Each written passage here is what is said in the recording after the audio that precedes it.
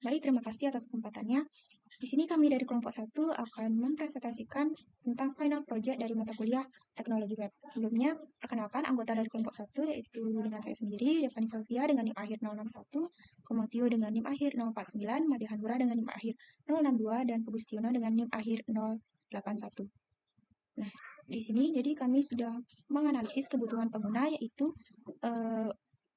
pengguna sulit untuk melakukan pengangkutan sampah ke pembuangan akhir dengan masalah yaitu rute pengangkutan sampah yang terlalu jauh dan kurangnya waktu untuk melakukan pembuangan sampah ke pembuangan akhir.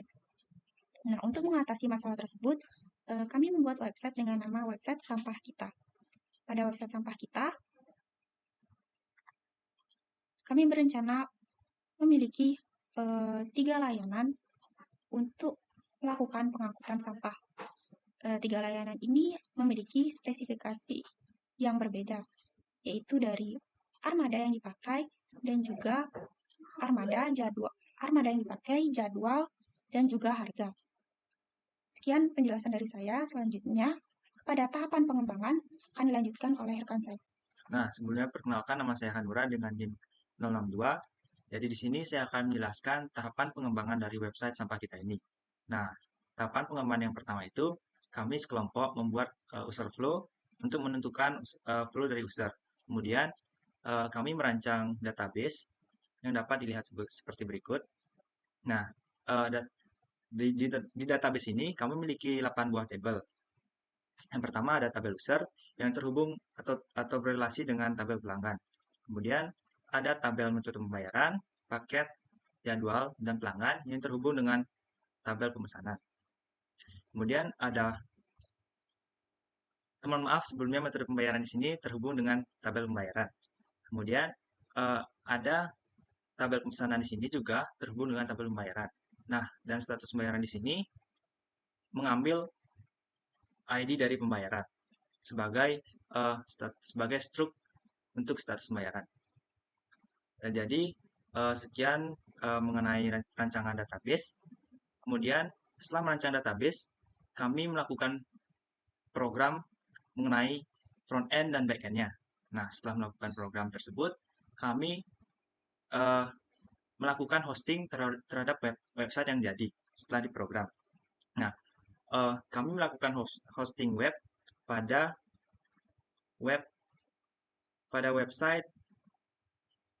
website Infinity Free. Nah, di sini tahapan hostingnya sebelumnya kami membuat akun, kemudian masukkan file kami dalam website ini dan database-nya juga. Kemudian setelah melakukan hosting, kami melakukan web testing dengan menggunakan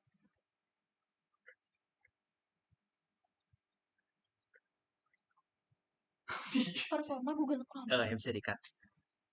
Web hosting pakai cPanel. Apa? cPanel. Performa Kalau Google tekniknya Chrome. menggunakan performa Google Chrome. Cut aja ntar ya, biar nggak lama ngulang. Nah, jadi setelah melakukan hosting web, kami melakukan web testing dengan bantuan teknologi dari performa Google Chrome. Nah, setelah melakukan web testing, tahapan pengembangan pun selesai. Dan hasil dari web tersebut akan dijelaskan oleh teman saya selanjutnya. Jadi sekian dari saya, terima kasih. Baik, di sini saya Tio akan menjelaskan mengenai bagian front page dari website yang telah kami buat. Nah, di sini ketika kita masuk ke websitenya, pertama kita akan ditampilkan pada halaman berandanya seperti ini. Kita bisa melakukan login ataupun daftar di sini.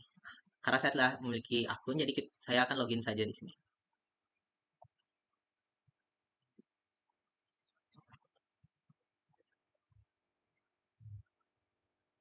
Nah, jika sudah login, maka akan muncul halaman beranda kembali. Kita di sini bisa mengecek layanan. Nah, di sini kita dapat melihat layanan yang telah disediakan, bagaimana detailnya. Kemudian kita misalnya mencet pemesanan. Nah, Karena kita belum melengkapi data diri, maka ketika kita memencet pemesanan, maka akan otomatis dialihkan ke halaman untuk melengkapi data diri terlebih dahulu. Jadi kita lengkapi data dirinya di sini.